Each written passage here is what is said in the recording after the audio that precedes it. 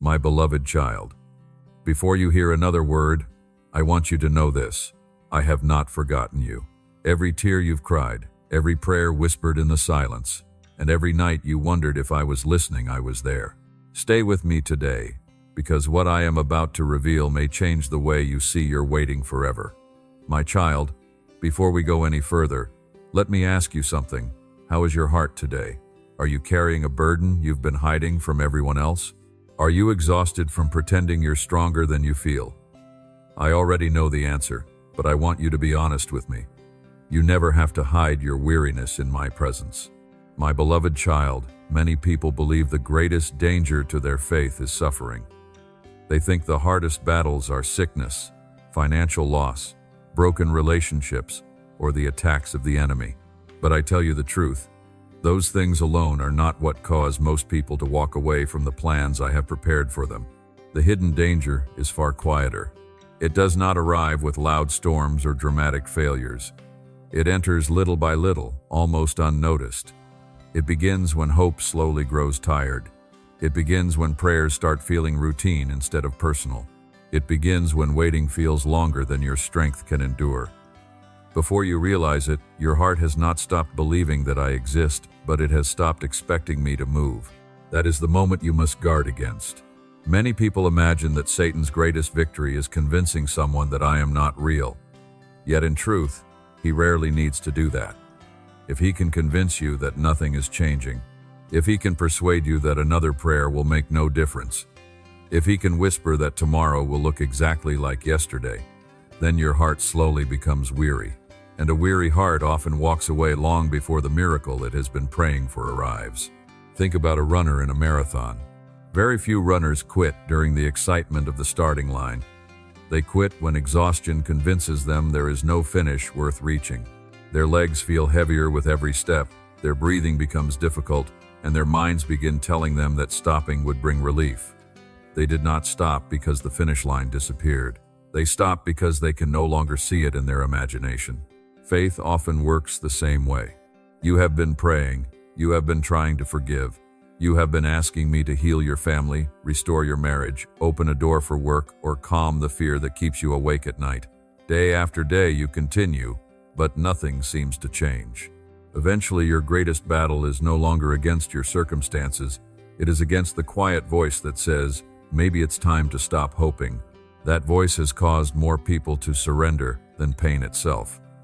Before we continue, if you believe I am still working in your life even when you cannot yet see it, write Amen below. Let that simple word become your declaration of trust today. And as you do, let your heart remember that faith is not built by what your eyes can already see, but by what your spirit chooses to believe. Even modern psychology recognizes something similar.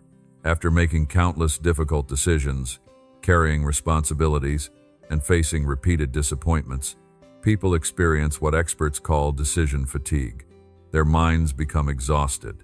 Choices that once felt simple suddenly seem overwhelming. They no longer evaluate situations with clarity because they have run out of emotional strength. Spiritual life is no different. When your soul has prayed through disappointment after disappointment, it can become spiritually exhausted. You still love me, but your expectations become smaller. You still attend church, but your heart no longer listens with anticipation. You still read scripture, but instead of expecting living words, you simply complete another daily habit. Your spirit is not dead, it is tired. And tired hearts often mistake temporary silence for permanent abandonment. I know what it feels like to watch my children carry that burden. I know every silent prayer you have whispered. I know every tear that never reached another person's eyes. I know every moment you smiled in public while privately wondering how much longer you could keep believing. I have never stopped seeing you. There is another difference you should understand. Someone who has only recently begun walking with me often carries fresh excitement. Everything feels possible. Every prayer feels powerful. Every promise seems close. But those who have walked with me for many years sometimes face a different temptation. They have seen delays. They have experienced disappointment. They have prayed prayers that seemed unanswered. Without realizing it, experience can quietly replace expectation. Neither group is immune. The new believer must learn perseverance. The mature believer must guard against becoming emotionally numb. Both need the same truth. Do not allow your waiting to become your identity.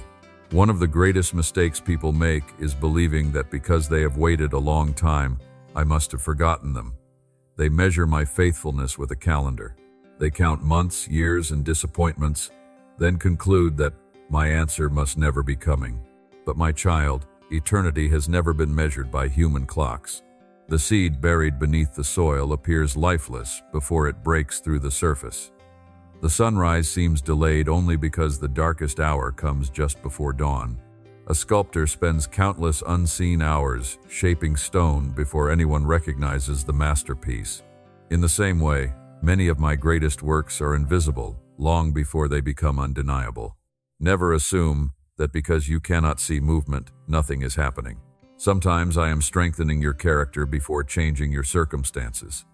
Sometimes I am preparing the people around you. Sometimes I am opening doors you cannot yet see. And sometimes I am protecting you from receiving a blessing before you are ready to carry it.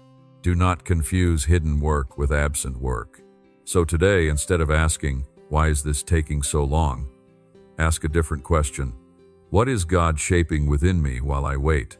That single question can transform frustration into faith and disappointment into quiet confidence. Remember this lesson and hold it close to your heart. The hardest stretch of the journey is not always proof that you are far away. Sometimes it is evidence that you are closer than you have ever been. Many people stop just before the breakthrough because they mistake the weight of the final climb for a sign that they are walking in the wrong direction. Do not make that mistake. Stay with me a little longer. Because before you can understand why waiting has such incredible power to transform your life, you must first understand something even deeper. A silence from me has never meant an absence of me, and that is where we will go next. My beloved child, one of the greatest misunderstandings about faith begins with silence. When you pray and heaven seems quiet, it is easy to believe I have stepped away. When the answer does not come as quickly as you hoped, your heart begins asking difficult questions. Lord, are you listening? Have you forgotten me? Did I do something wrong? These questions are not born because you no longer believe in me. They are born because you cannot understand why love would remain silent. But listen carefully. My silence has never meant my absence. Human silence often means indifference. When people stop calling, stop answering your messages, or stop showing up, it usually means they have lost interest, become distracted, or chosen to walk away. You have learned to associate silence with rejection, because that is often how human relationships work. But I am not like people. Before you begin my prayer, tell me where you come from in this world so that we may all pray together. When I am silent, I have not stopped working. When you cannot hear my voice, I have not abandoned my purpose.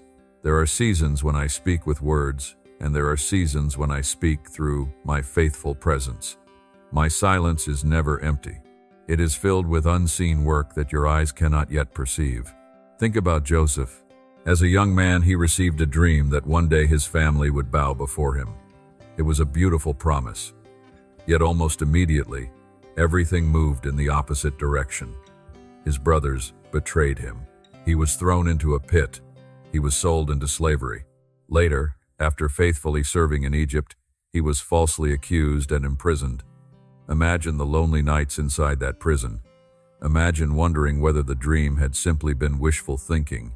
Where was my voice during those years?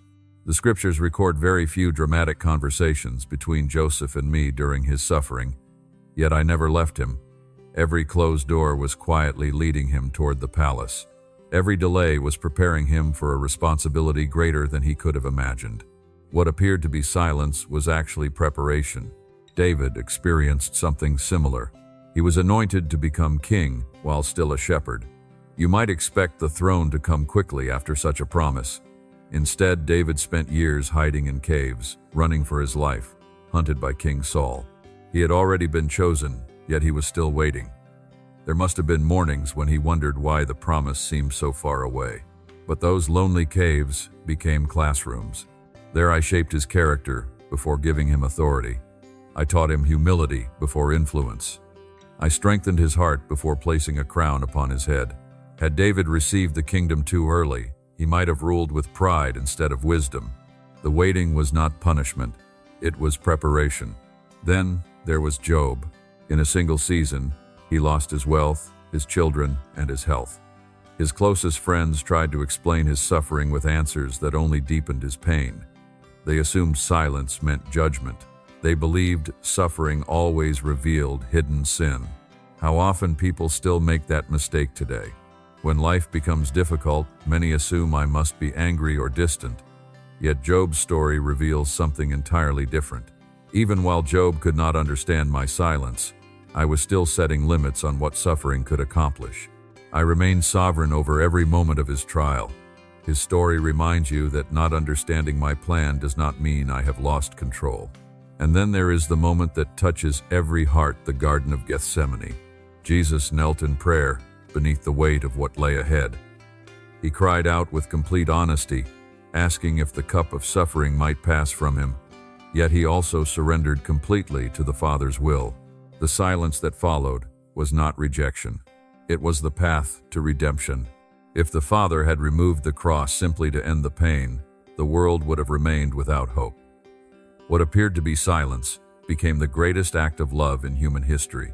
Remember this whenever you face your own Gethsemane. Sometimes, my answer is not the removal of the burden, but the strength to carry it until my purpose is complete. One of the greatest mistakes people make is measuring my presence by their emotions. If they feel encouraged, they believe I am near. If they feel anxious, they assume I have left. If worship moves their heart, they believe I am speaking. If prayer feels dry, they think heaven has become silent. But emotions are like the weather. Some days they are bright and peaceful. Other days they are filled with clouds and storms. They change constantly. My presence does not. A child sleeping peacefully through the night may not hear the gentle footsteps of a loving parent checking on them, adjusting the blanket, or watching over them. The child wakes unaware that someone cared for them while they slept.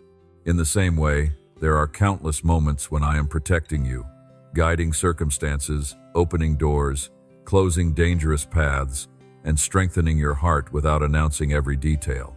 Do not confuse what you cannot feel with what is not real. Faith begins as trust, but it matures when it continues even after feelings fade. Anyone can believe when answers arrive quickly.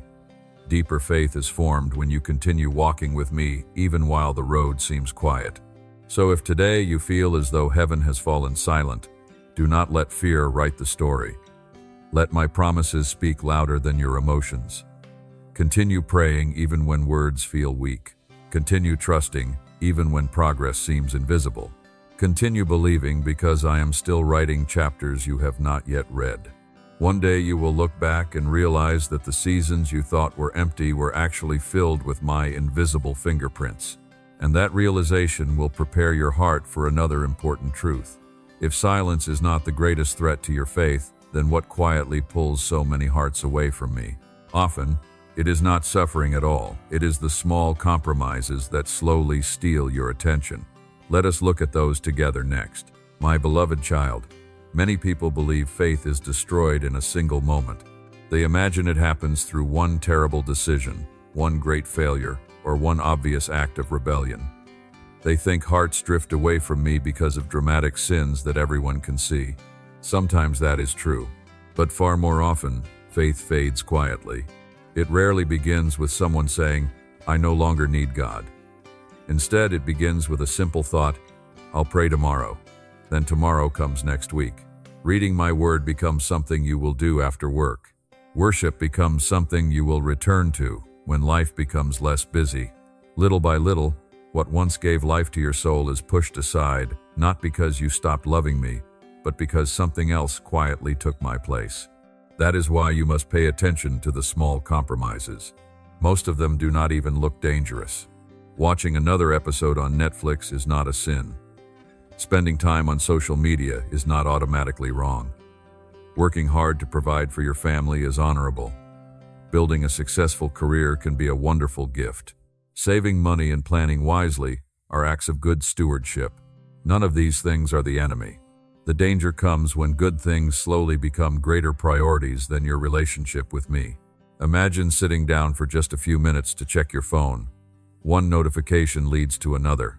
You watch a few short videos, answer a few messages, scroll through a few headlines, and suddenly an hour has disappeared. You planned to spend that time with me, but now your mind feels scattered and your heart feels rushed. You tell yourself, I'll spend time with God later. How many laters quietly become never? The enemy understands something that many people overlook. He does not always need to lead you into obvious sin. Sometimes he only needs to keep you distracted. If your attention is constantly divided, your heart gradually loses its sensitivity to my voice, not because I have stopped speaking, but because so many other voices are competing for your attention. Think about the world around you. Your phone vibrates. Your calendar fills up. Your inbox never stops growing.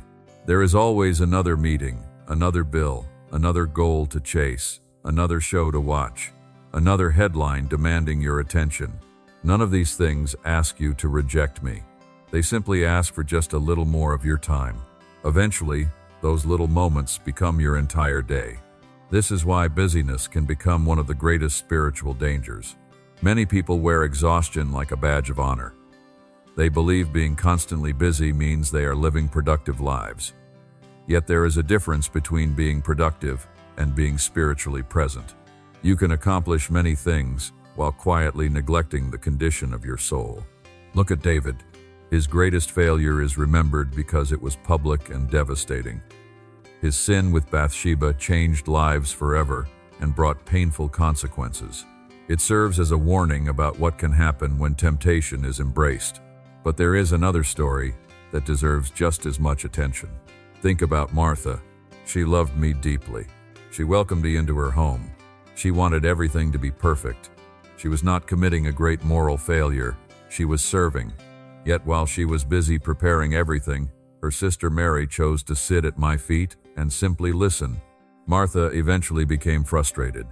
She believed she was doing all the right things, yet her heart was restless. I gently reminded her, "You are worried and upset about many things, but only one thing is necessary." Notice what I did not say.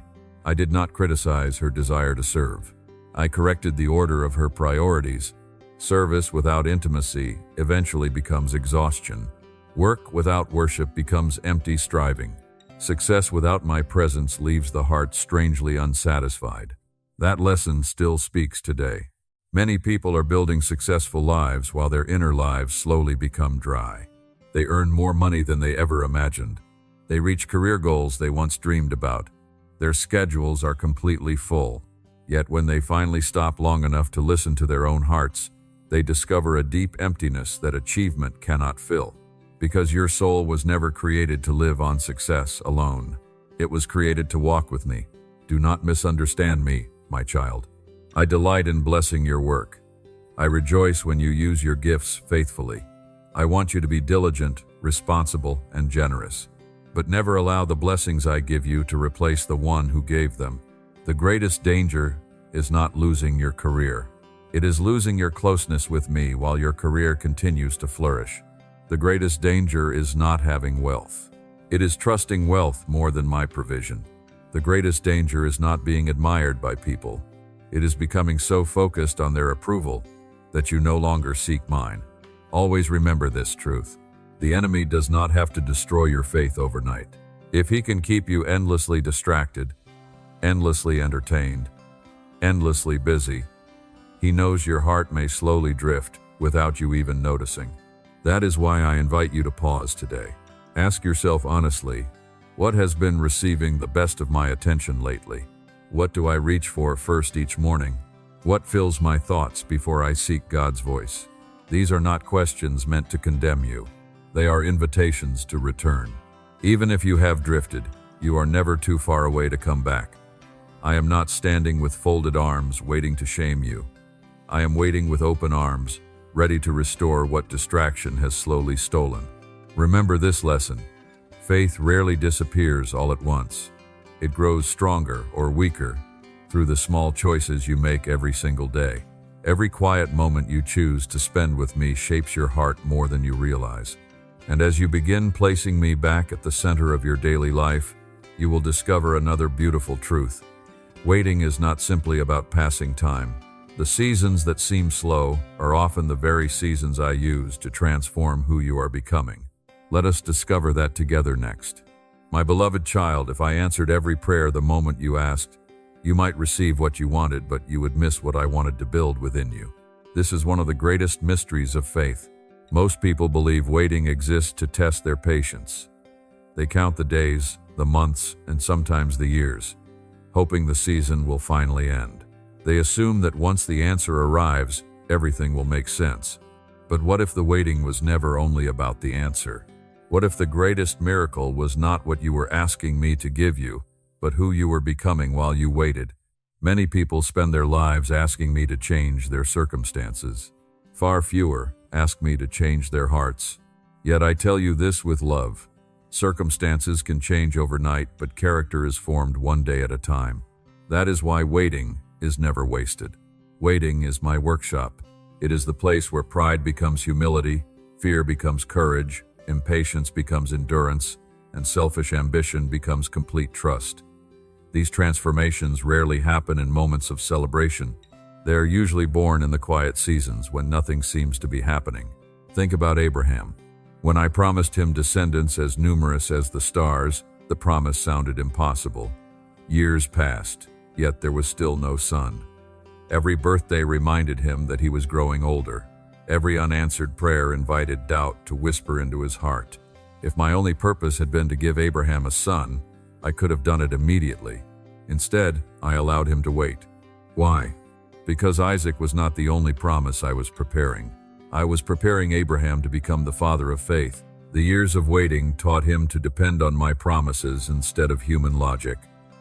By the time the blessing arrived, Abraham was not the same man who first received the promise. The waiting had changed him. The same was true for Moses. Before leading an entire nation through the wilderness, he spent 40 years living quietly in the desert as a shepherd. Imagine how different that life looked from the dreams he once carried. He had once believed he could rescue his people through his own strength. But after failure and exile, everything became quiet. Those desert years may have seemed empty, yet they were filled with preparation. The man who entered the wilderness was confident in himself. The man who left the wilderness trusted me. Sometimes I must remove you from the place where you feel powerful, so you can discover where true strength comes from. Joseph also experienced this truth. He dreamed of leadership while he was still young. Yet before he wore the robes of authority, he wore the chains of slavery.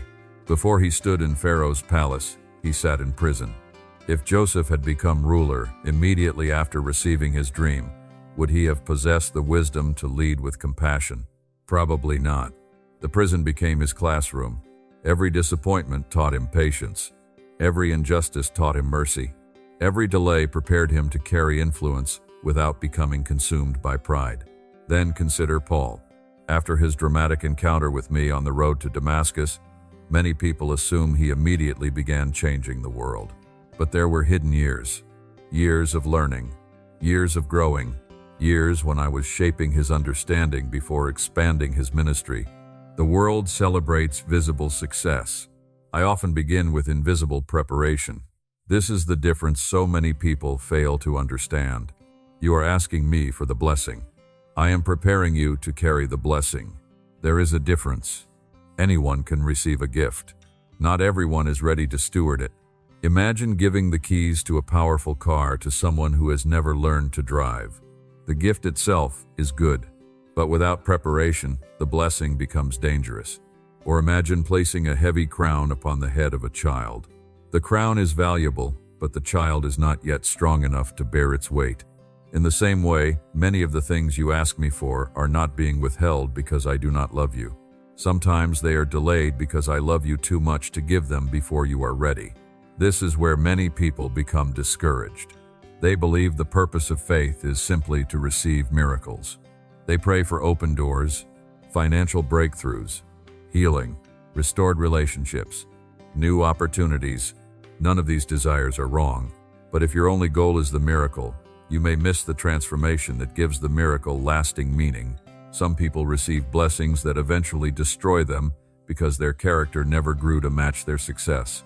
Others receive influence before learning humility. Some receive wealth before learning generosity. Others receive opportunities before developing wisdom. I care far more about who you become than what you possess, because what you become determines how faithfully you will use everything I place in your hands. So the next time waiting feels frustrating, do not immediately ask, Lord, when will this season end? Instead ask, Lord, what are you teaching me today that I could never learn if everything happened immediately? That question changes everything. It shifts your attention from the calendar to your character, from impatience to purpose, from frustration to growth. One day you may look back and discover that the answer you celebrated was only a small part of the miracle. The greater miracle was the person you became along the journey. Remember this lesson, my child. Waiting is not proof that your life has been placed on hold. It is often the season when I am doing my deepest work within you. Blessings may change your circumstances, but waiting has the power to transform your heart forever. And once your heart begins to change, another battle quietly appears. It is not always the waiting that threatens your faith, but the fear that slowly grows while you wait. Let us uncover that together in the next part. My beloved child, fear rarely enters your life all at once. It does not usually arrive with loud warnings or obvious signs. Instead, it whispers.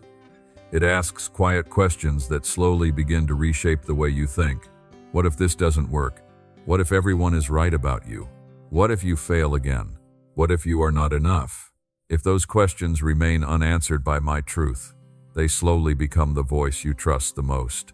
That is how fear quietly begins replacing faith. Faith and fear have something in common. Both ask you to believe in something you cannot yet see.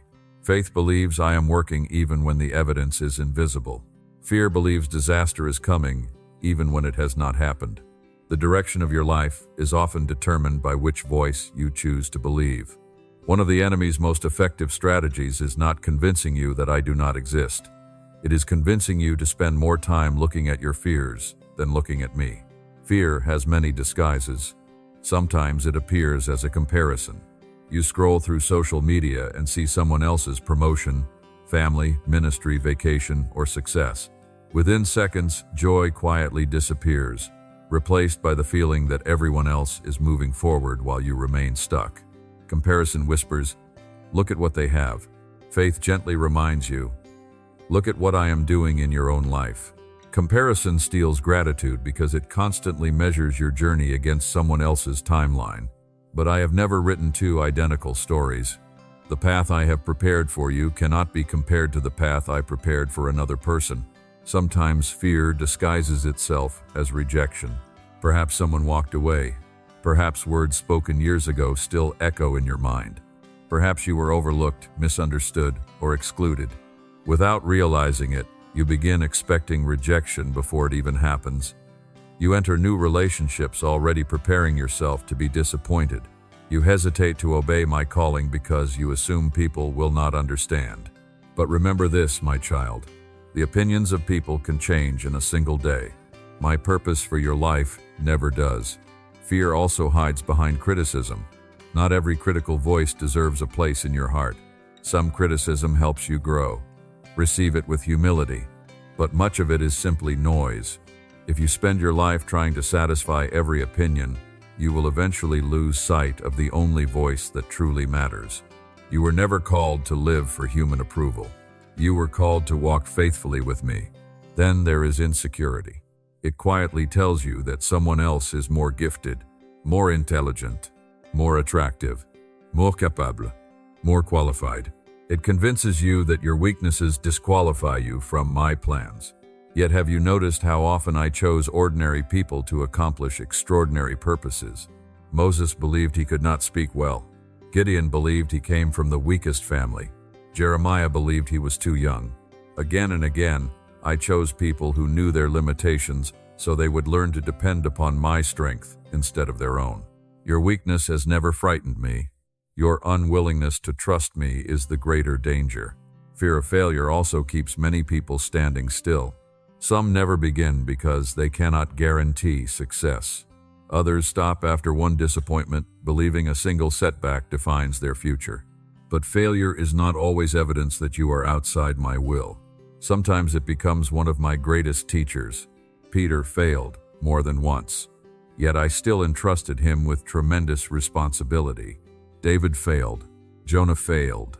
Even after failure, I continued writing their stories because my grace is greater than your worst mistake. Do not allow fear of failing to prevent you from obeying. Then there is the fear of people. This fear quietly asks, what will they think? What if they laugh? What if they disagree? What if they reject me? Many dreams have died because people were more concerned about public opinion than my direction. Remember this: the crowd did not call you. I did. The crowd cannot fulfill your purpose. Only I can. This brings us to Peter. Many people believe Peter began sinking because the waves became stronger. But the waves had been there all along. He walked on water while the storm still raged around him. What changed? His focus. The moment Peter shifted his attention from me to the wind, fear filled the space where faith had been. The circumstances did not suddenly become more dangerous. His attention simply moved. This is exactly how fear often works in your own life. The storm may not have changed. The doctor's report may still be uncertain. The financial pressure may still exist. The difficult relationship may still need healing. But when your eyes remain fixed on every possible disaster, fear grows stronger because it is constantly being fed. Faith behaves differently. Fear scans every problem. Faith focuses on my presence. Fear asks, what if everything goes wrong? Faith asks, what if God is already making a way that I cannot yet see? Fear searches endlessly for reasons to panic. Faith searches my promises for reasons to hope. Ask yourself today, where has your attention been lately? Have you spent more time replaying fearful possibilities than remembering my faithfulness? Have you allowed the voices of comparison, criticism, or insecurity to become louder than my promises? If so, do not condemn yourself. Simply return your eyes to me. Peter did not save himself by becoming stronger. He was saved the moment he reached toward me. You do not overcome fear by pretending it does not exist. You overcome fear by deciding that my presence is more trustworthy than your emotions. That decision may need to be made every morning, sometimes every hour, but every time you choose faith over fear, your heart grows stronger. Remember this lesson, my beloved child. Fear always demands that you imagine the worst. Faith invites you to trust the one who already stands in your tomorrow. Keep your eyes on me, and you will discover that my peace is stronger than the storm surrounding you. And as fear begins losing its grip on your heart, another question naturally arises. Why would a loving father allow his children to walk through seasons that feel so unfair? That is the truth we will uncover together next. My beloved child, one of the hardest questions my children ask is this: if you truly love me, why would you allow this to happen? Perhaps you have asked that question yourself. You have tried to live with integrity. You have prayed faithfully. You have chosen forgiveness when bitterness seemed easier. Yet despite your desire to honor me, life still brought disappointment, heartbreak, and seasons that felt deeply unfair. Meanwhile, you have watched others who ignore me seem to prosper without struggle. You wonder, Lord, why does it seem that those who love you still suffer? My child, this question has echoed through generations. You are not weak for asking it, but you must understand something that changes everything. Not every painful season has the same purpose. Many people assume that whenever hardship appears, it must be punishment. They immediately begin searching their past, wondering if they have done something to deserve what they are experiencing. Sometimes, suffering is the natural consequence of poor choices, but many times, it is something entirely different. You must learn to recognize the difference between punishment, correction, preparation, testing, and refining. Punishment is justice for unrepentant rebellion. Correction is the loving guidance of a father helping his child grow. Preparation is the quiet work of making you ready for responsibilities that are still ahead. Testing reveals what already lives inside your heart. Refining removes what would eventually destroy you if it remained. These are not the same. Yet many people treat every difficult season as though I have turned against them. Nothing could be further from the truth. Look at Joseph. Did he deserve to be thrown into a pit by his own brothers? Did he deserve slavery? Did he deserve prison after refusing temptation? No. Joseph's suffering was not punishment. It was preparation. Had he never experienced betrayal, he might never have learned forgiveness. Had he never managed Potiphar's house, he might never have learned leadership. Had he never lived inside a prison, he might never have understood the broken hearts of those he would one day govern. The palace was his destination, but the pit, the slavery, and the prison were all part of the journey. Then think about David. After I chose him to become king, his life did not immediately become easier. Instead, he spent years running through deserts and hiding in caves while Saul hunted him. It must have seemed unfair. He had done nothing deserving of such treatment. Yet those lonely years shaped a shepherd into a king. A man who learns compassion while suffering will often lead with mercy when given authority. Now consider Daniel. He remained faithful even when taken from his homeland. He prayed even when prayer became illegal.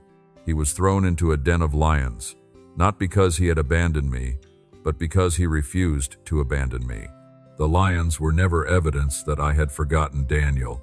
They became the stage upon which my faithfulness was revealed. Had there been no lions, the world would never have witnessed the miracle. Think also of Esther. She did not choose to become an orphan. She did not choose the uncertainty that shaped her early life. Yet those painful circumstances positioned her exactly where she needed to be when an entire nation faced destruction. What once appeared to be lost became preparation for purpose. Even Paul, who carried the gospel across nations, endured imprisonment, beatings, shipwrecks, hunger, and rejection. Would anyone honestly look at Paul's life and conclude that I had abandoned him? Of course not. His suffering became part of his testimony. His chains carried my message farther than freedom alone ever could. Do you see the pattern? Again and again, I allowed my faithful servants to walk through seasons that appeared unfair. Not because I stopped loving them, but because I loved them enough to prepare them for something greater than they could yet imagine. The greatest mistake many people make is believing that my love guarantees an easy life. My child, love does not always remove difficulty. A loving parent allows a child to struggle while learning to walk. A skilled coach pushes an athlete beyond comfort because strength grows through resistance. A master craftsman carefully shapes rough wood before revealing its beauty. None of these actions are acts of cruelty. They are acts of purpose. I do not delight in your pain. I delight in what my grace can produce through it. There are moments when I calm the storm immediately. There are other moments when I strengthen you to walk through it. Both are expressions of my love. Think about your own life. Perhaps you lost a job that you believed was secure. Perhaps someone you trusted walked away. Perhaps a dream you prayed over never unfolded the way you expected. Looking only at the present, those moments may seem meaningless. But years later, how often have you realized that one closed door protected you from something you could not see? How often has one painful ending quietly led you toward a better beginning? You rarely understand my purpose while standing in the middle of the story. Understanding often comes when you look back. That is why faith asks you to trust me before every answer becomes clear. So today, instead of asking, "Why is this happening to me?" ask another question. What is God producing within me through this season? That question does not erase the pain, but it gives purpose to it. Pain without purpose leads to despair. Pain with purpose produces endurance, wisdom, compassion, and deeper dependence upon me. Never believe the lie that suffering automatically means I have become distant. Sometimes the very season that feels most unfair is the season where I am drawing closest to your heart. Remember this, my beloved child. My love is not measured by the absence of pain, but by my constant presence within it. I have never promised that your journey would be free from trials. I have promised that I would never leave you to face them alone. And as you begin to understand that even unfair seasons can carry divine purpose, another important truth begins to emerge. Walking through hardship requires strength, but it also requires knowing the difference between pushing forward and knowing when to rest. Let us discover that together in the next part. My beloved child, there is something I want you to understand, because many of my children carry a burden I never asked them to bear. They believe that if they are tired, they must not have enough faith. They think that if they need to slow down, they are disappointing me. They confuse exhaustion with devotion, but that has never been my heart for you. There is a profound difference between giving up and resting. Giving up says, there is no hope. Resting says, I trust God enough to let Him carry what I no longer can. Those two attitudes may look similar on the outside, but they are completely different within the heart. Many people today live in a constant state of burnout. Their calendars are full. Their phones never stop ringing. Their minds race from one responsibility to another. Even when they lie down at night, their thoughts refuse to rest. The body grows tired. The emotions become numb. The soul begins to feel distant from me. This is what spiritual fatigue often looks like. It does not always begin with rebellion. Sometimes it begins with relentless responsibility. You continue serving your family. You continue working hard. You continue helping others. You continue showing up. But somewhere along the journey, you stop allowing your own soul to breathe. You become so busy doing things for me that you forget how to simply be with me. That is why I never intended your relationship with me to become another task on your schedule. I desire communion, not constant performance. Even while I walked among humanity, I chose moments of rest. After teaching crowds, healing the sick, and pouring out compassion all day long, I often withdrew to quiet places to pray. The crowd still had needs. The work was not finished. Yet I stepped away, not because my mission had ended, but because time with the Father was never optional. If I, during my earthly ministry, embraced moments of quiet communion, why do you believe you must never stop? Rest is not weakness. Rest is wisdom. Think about Elijah. After one of the greatest victories of his life on Mount Carmel, fear overwhelmed him. He ran into the wilderness, emotionally exhausted, physically drained, and spiritually discouraged. He even prayed that his life would end. Notice what I did first. I did not begin with corrections. I did not lecture him because I felt overwhelmed. Instead, I allowed him to sleep. I provided food.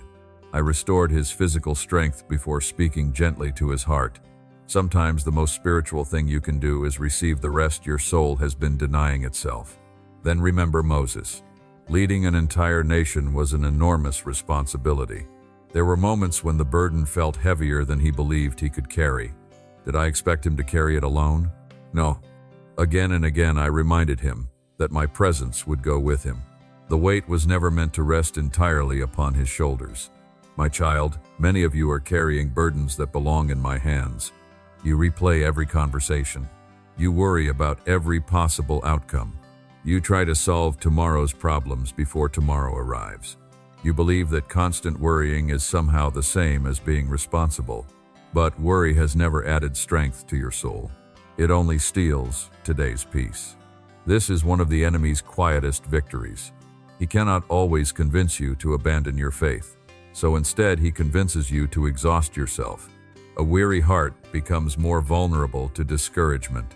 A tired mind struggles to recognize hope. An exhausted soul begins believing lies that would have been obvious during seasons of peace. That is why rest is not a luxury. It is protection. Some of you listening today have not truly rested in a very long time. You have taken vacations, but your heart never stopped worrying. You have slept through the night, yet your spirit still feels weary. You have smiled for everyone around you while quietly carrying invisible burdens. Come to me. You do not have to prove your worth through endless effort. You are already loved, not because of what you accomplish, but because you belong to me. So how do you find true rest? It begins with prayer, not hurried words spoken while rushing through your day. Simply sit with me. Tell me honestly what is weighing on your heart. I already know, but I delight when you choose to trust me with it. Then consider keeping a journal. Write down your fears. Write down your prayers. Write down the ways you have already seen my faithfulness. One day, you will read those pages and discover that I answered prayers you had almost forgotten you prayed. Fill your home with worship, not merely as background music, but as an invitation to shift your attention away from anxiety and back toward my presence. Sometimes worship changes your circumstances. More often, it changes your perspective. Do not be afraid of silence. The world constantly fills every quiet moment with noise. But many of my deepest conversations with your heart happen when distractions finally become quiet. Sit with me without demanding immediate answers. Allow my peace to speak where words are unnecessary. And remember the gift of Sabbath. I established rhythms of work and rest, not because I grow tired, but because you do. Sabbath reminds you that the world continues turning, even when you stop striving for a while. It teaches your heart that you are not the one holding everything together. I am. There is a beautiful freedom in that truth. Perhaps today you have mistaken your exhaustion for failure. Perhaps you believed your weariness meant your faith was weak. Let me gently remind you otherwise. Resting is not quitting. Stepping back for a moment is not abandoning your calling. Receiving strength is often the very thing that allows you to continue fulfilling the purpose I have placed before you. Remember this lesson, my beloved child. Those who refuse to rest often discover they have nothing left to give. But those who learn to rest in my presence return with renewed strength, clearer vision, and hearts that are ready to keep walking. And once your soul begins to recover, another question naturally follows. How can you recognize my direction without chasing every feeling, every coincidence, or every supposed sign? That is the wisdom we will explore together in the next part. My beloved child, one of the deepest desires of every believing heart is to know my will. You want to make the right decision. You want to walk through the right door. You want to know whether you should wait, move forward, let go, or hold on. Because of that desire, many people begin searching for signs everywhere. They look for a dream, a repeated number, an unexpected coincidence, a strong feeling, a random conversation. They hope that one unmistakable sign will remove every uncertainty. But listen carefully. I never intended for your faith to be built upon chasing signs. I desire something much deeper. I desire that you know me. There is a difference. Someone who only searches for signs may recognize unusual moments. Someone who truly knows me begins recognizing my character. And when you know my character, you become far less dependent on dramatic experiences. Many people believe every strong emotion comes from me. But emotions are powerful, and they are not always reliable. There are days when you feel courageous. Other days you feel anxious. Sometimes you wake up full of hope. Sometimes you feel discouraged for reasons you cannot even explain. Feelings are part of being human, but they are poor foundations for making lifelong decisions. Imagine someone accepting a job simply because they felt peace for one afternoon, while ignoring clear warning signs about dishonesty or unhealthy values within that company. Or imagine someone ending a healthy relationship because their emotions changed during a difficult week. Feelings matter, but feelings alone do not reveal my will. Then there are coincidences. Perhaps you prayed about moving to another city, and later that day someone casually mentioned that same place. Perhaps you were thinking about a decision, and suddenly a certain verse appeared on social media. Could I use moments like these? Certainly, but not every coincidence is a divine instruction. Sometimes a coincidence is simply a coincidence. That is why wisdom is so important. Many people ask, Lord, give me a sign. I often respond by giving wisdom instead, because wisdom remains long after the excitement of a sign has faded. How then can you recognize my leading? First, measure everything against my word. I will never guide you toward something that contradicts Scripture. If a decision requires dishonesty, unforgiveness, pride, or disobedience, you do not need another sign. You already have your answer.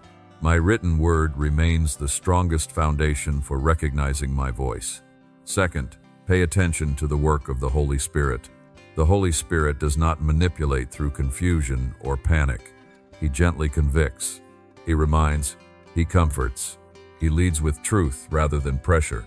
Sometimes my Spirit will quietly nudge your heart toward kindness, forgiveness, generosity, or obedience. These moments often feel less dramatic than people expect, yet they produce lasting fruit. Third, seek wisdom. There is a reason Proverbs speaks so often about understanding and discernment. Wisdom asks thoughtful questions. Does this decision honor God? Does it reflect love? Will it help me grow? Am I acting out of fear, pride, impatience, or trust? Wisdom slows you down when emotions urge you to rush. Fourth, do not ignore the gift of a godly community. Many people isolate themselves while trying to hear my voice. They believe they alone must figure everything out. Yet throughout Scripture, I often confirm direction through wise and faithful people. A mature believer who knows my word can sometimes recognize dangers or opportunities that you cannot yet see. Seeking counsel is not a weakness. It is humility. Fifth, learn the difference between my peace and temporary emotional relief. Many people confuse peace with comfort. Comfort says, choose the easiest path. My peace often remains even while you are walking a difficult road. Think about Paul. He faced imprisonment, hardship, and uncertainty. His circumstances were anything but comfortable. Yet he carried a deep confidence because he knew he was walking within my purpose. Peace is not always the absence of struggle. It is the assurance that I am with you in the middle of it. This is why chasing signs can become dangerous. Some people spend years waiting for another dream, another miracle, another extraordinary experience. Meanwhile, they ignore the simple acts of obedience I have already placed before them. They wait for lightning from heaven while refusing to forgive someone. They ask for dramatic confirmation while neglecting daily prayer. They seek mysterious revelations while leaving my Bible closed on a shelf. My child, do not overlook the ordinary ways I speak. I often guide one faithful step at a time. The farmer does not demand a miracle every morning. He faithfully plants, waters, and waits. The sunrise does not need to prove itself each day with spectacular signs. It simply rises with quiet consistency. Much of my guidance works the same way. The greatest mistake is believing that every unusual event must carry hidden meaning.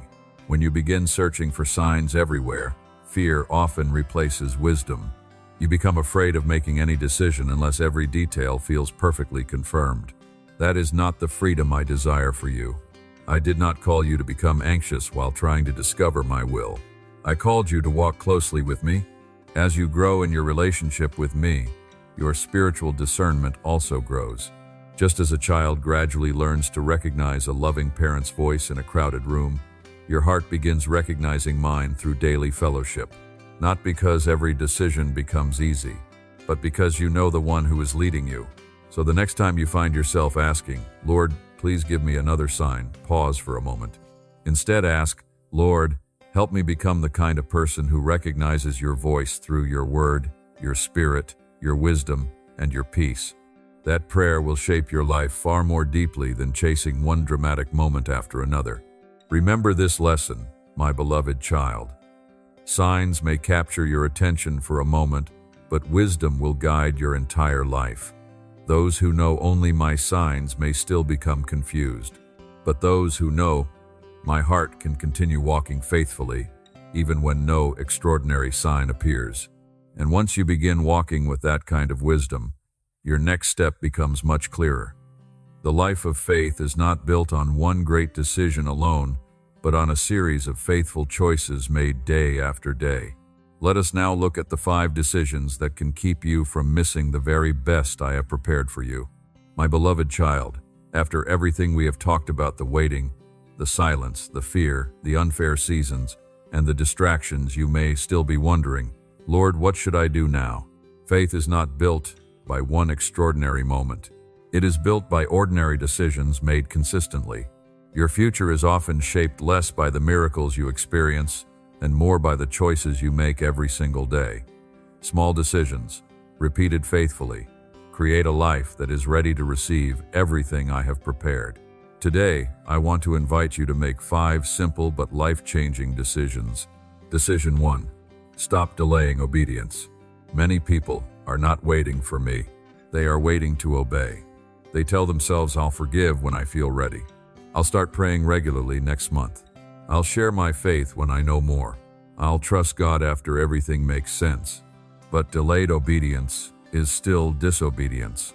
Imagine a doctor giving a patient medicine that could save their life, but the patient leaves it unopened on the table for weeks. The medicine has power, but only when it is received.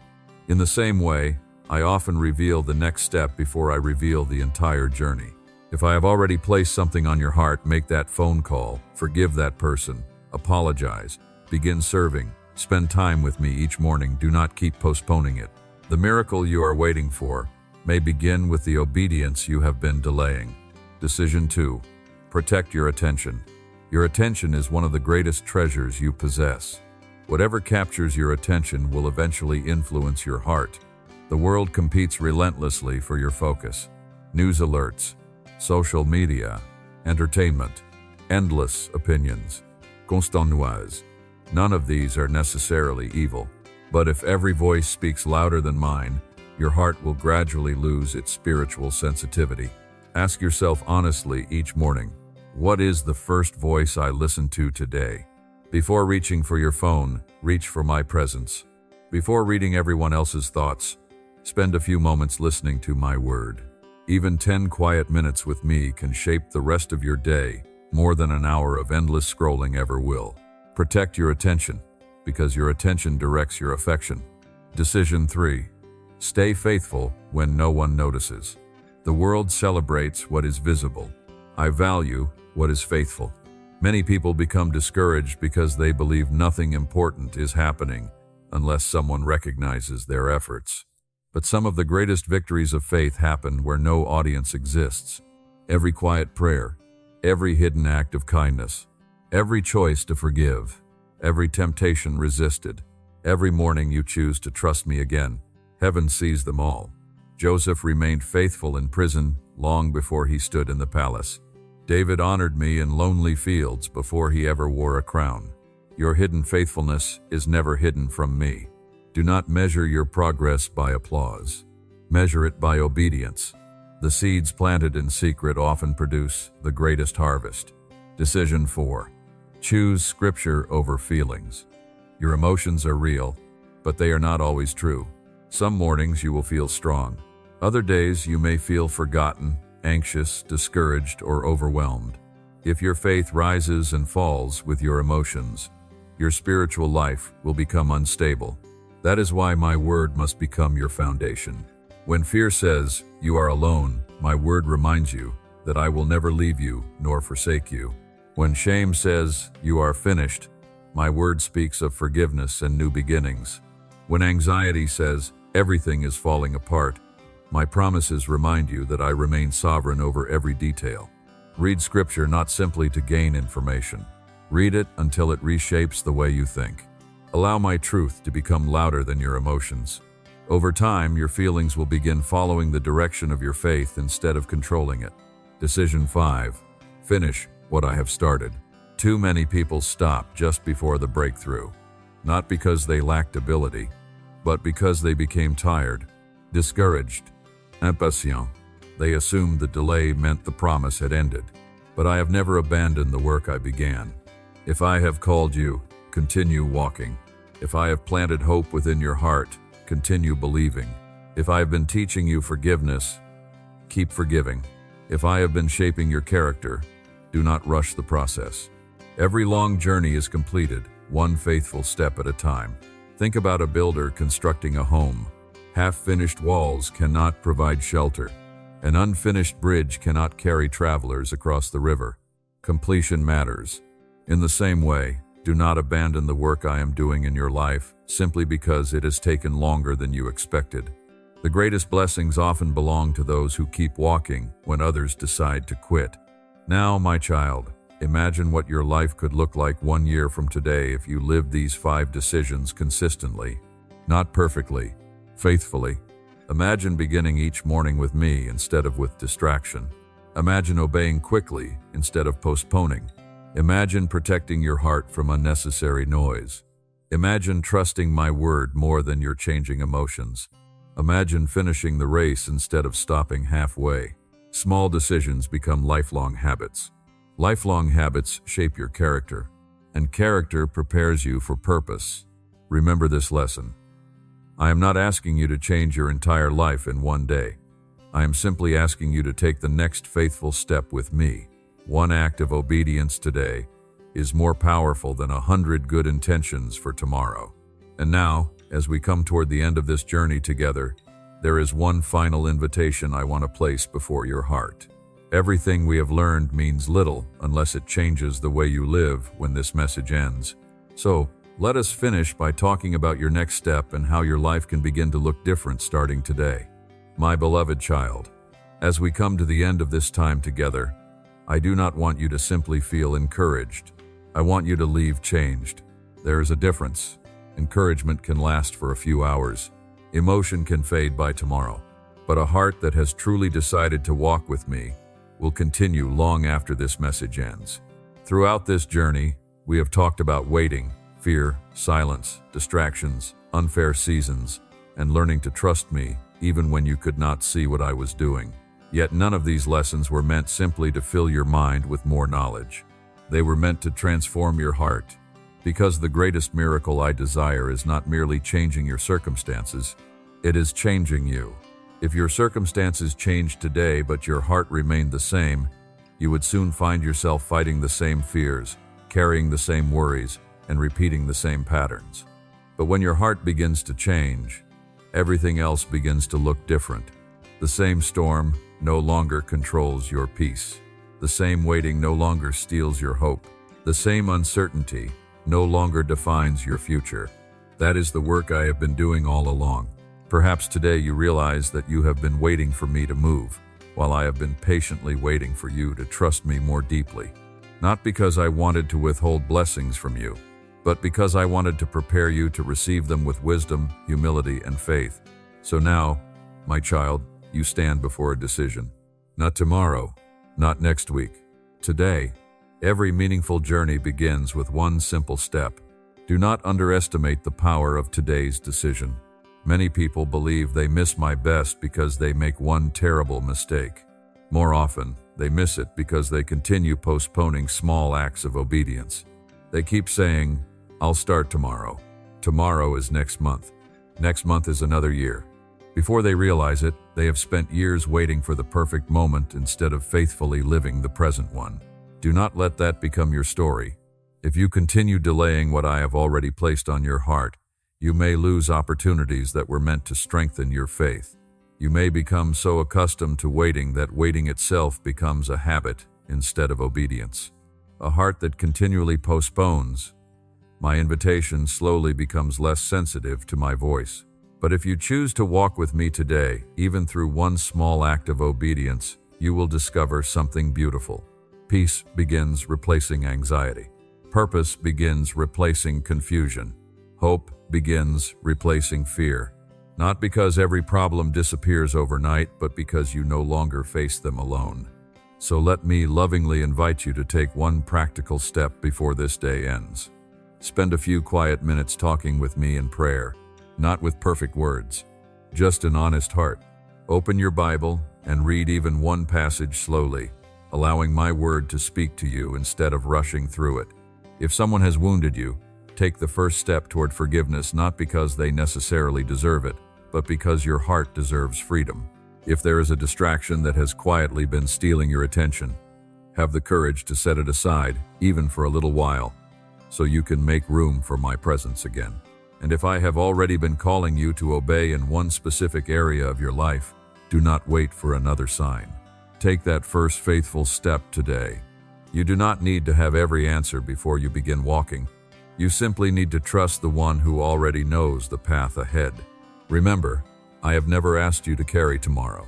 I have only asked you to walk with me today. One faithful step, then another, and another. That is how lives are transformed. Before we finish, I would love for this to become more than just another video you watched. If this message has spoken to your heart, share one decision you are choosing to make today in the comments below. Perhaps you are choosing to trust me again. Perhaps you are choosing to forgive, to pray consistently, to let go of fear, or to stop delaying your obedience. Or if there is a verse from Scripture that has carried you through a difficult season, share it as well. Your words may become the encouragement someone else has been praying to receive today. Never forget this, my beloved child. I am already waiting for you tomorrow. I have gone before you. I am walking beside you, and I will remain faithful long after this message ends. So, go forward with confidence, not because you know everything that lies ahead, but because you know the one who does. And I will never leave you nor forsake you.